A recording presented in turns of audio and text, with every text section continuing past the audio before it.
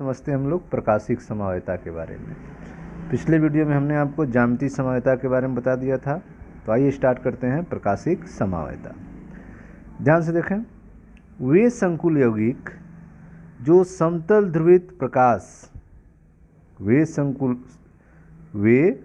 यौगिक जो समतल ध्रुवित प्रकाश, ठीक है, यह प्रकाश है, समतल ध्रुवित प्रकाश के तल को बाएं या दाएं घुमाते हों उन्हें प्रकाशिक समावयी कहते हैं और इस गुण को प्रकाशिक समवायता कहते हैं। तो आप देख रहे हैं कि कुछ संकुल यौगिक ऐसे भी होते हैं जो समतल ध्रुवित प्रकाश को, प्लेन पोलराइज्ड लाइट को, या तो राइट डायरेक्शन में मोड़ते हैं या तो लेफ्ट डायरेक्शन में मोड़ते हैं। इन्हें प्रकाशिक समवायी कहेंगे और इस गुण को प्रकाशिक समवायता कहते हैं। ठीक है, तो वे संकुल यौगिक जो समतल ध्रुवित प्रकाश के तल को बाएं या दाएं घुमाते हों उन्हें प्रकाशिक समवायी कहेंगे और इनके इस गुण को प्रकाशिक समवायता कहते हैं। प्रकाशिक समवायी से सममित तत्व नहीं होता है। ठीक है, जो प्रकाशिक समवायी होते हैं उनमें सममित तत्व नहीं होता है, सिमेट्री एलिमेंट नहीं होता है। वे समवायी जो ध्रुवित प्रकाश के तल को दाईं ओर घुमा देते हैं उन्हें डी या प्लस कहा जाता है। ठीक है, तो आप देख रहे हैं कि प्रकाशिक समवायी में सममित सिमेट्री जो है नहीं पाई जाती है, सममित तत्व नहीं होता है। ठीक है, वे समवायी जो ध्रुवित प्रकाश के तल को दाईं ओर घुमा देते हैं उन्हें डी या प्लस कहा जाता है। ठीक है, और जो बाईं ओर घुमा देते हैं उन्हें यल या माइनस कहा जाता है। ठीक है, तो जो बाईं ओर घुमाएंगे उन्हें यल या माइनस रूप कहेंगे और जो दाईं ओर घुमाएंगे उन्हें डी या प्लस रूप कहते हैं। ठीक है, अब आइए हम लोग समझते हैं समन्वयी संख्या 4 के चतुष्फलकी संकुल में। ठीक है, समन्वयी संख्या 4 के चतुष्फलकी संकुल में समन्वयी संख्या 6 के अष्टफलकी संकुल प्राथमिक समवायता प्रदर्शित करते हैं। इनके बारे में हम लोग पढ़ेंगे। ठीक है, तो इनकी जो है समन्वयी संख्या, कोऑर्डिनेशन नंबर जो है वह 4 है के चतुष्फलकी संकुल और समन्वयी संख्या 6 के अष्टफलकी संकुल के प्रकाशिक समवायता के बारे में हम लोग पढ़ेंगे। ठीक है, तो समन्वयी संख्या 4 के चतुष्फलकी संकुल के बारे में और समन्वयी संख्या 6 के अष्टफलकी संकुल के बारे में हमें अध्ययन करना है।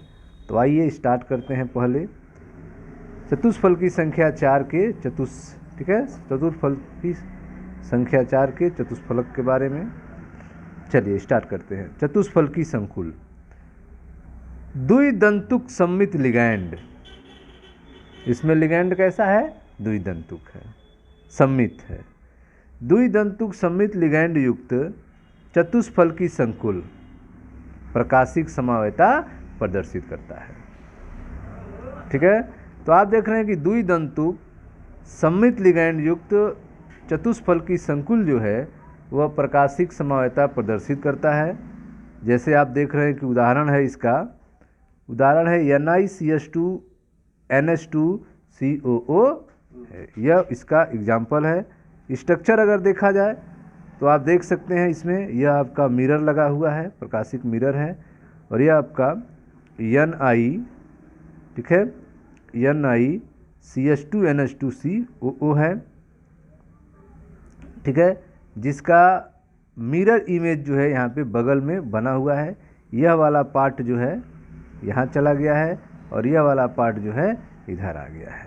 तो यह जो समवायता आप देख रहे हैं यह चतुष्फलकी समवायता को प्रदर्शित कर रहा है, जिसका कोऑर्डिनेशन नंबर कितना है?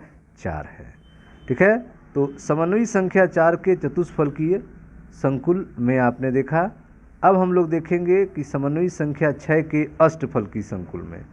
तो यह देखें अष्टफलकी संकुल जो कि M A A थ्राइस, जहाँ A A जो है यहाँ पर भी सममित द्विदंतुर लिगैंड ही है। यह भी प्रकाशिक समवायता को प्रदर्शित करता है। जैसा आप देखें, यह है आपका CO थ्राइस 3+, ठीक है। एथेन 1,2 डाइअमीन, इथेन 1,2 डाइअमीन, यह फिगर है उसका एथेन 1,2 डाइअमीन का। यह भी जो है प्रकाशिक समवायता दिखाता है। जैसे आप देख रहे हैं यहाँ मिरर लगा हुआ है और यह आपका EN3 है और मिरर लगा हुआ है। ठीक उसका फिगर जो है आप मिरर के दूसरे साइड में दूसरा रूप आप देख रहे हैं। उसी तरह से एक दूसरा एग्जाम्पल है प्रकाशिक समवायता का COOX थ्राइज। इसको भी आप देख रहे हैं यहाँ पे। यह OX जो है द्विदंतुर लिगैंड है, इसका भी मिरर इमेज यहाँ पे बना हुआ है, ठीक है। एक और आता है MAA2XY, जहाँ AA जो है सममित द्विदंतुर लिगैंड है और XY जो है एक दंतुर लिगैंड है। यह भी जो है प्रकाशिक सक्रियता को दर्शाता है। फिगर आप देख लें, CO twice Cl2, CO twice Cl2। लेकिन यहाँ पर अंतर यह है कि यहाँ पे जो आप फिगर देख रहे हैं वह ट्रांस रूप है, ठीक है। यह ट्रांस रूप है जो दर्पण रूप परस्पर अध्यारोपित नहीं होता है।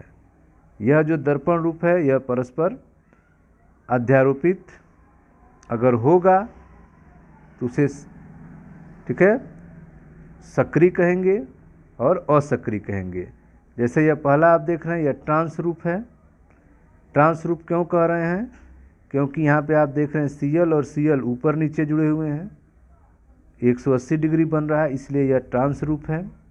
किसका है? CO twice Cl2+1 का है। यह ट्रांस रूप है।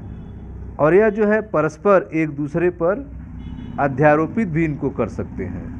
यह फिगर और यह फिगर आप देखने में देख रहे हैं सेम है, तो इनको एक दूसरे के ऊपर हम अध्यारोपित कर सकते हैं।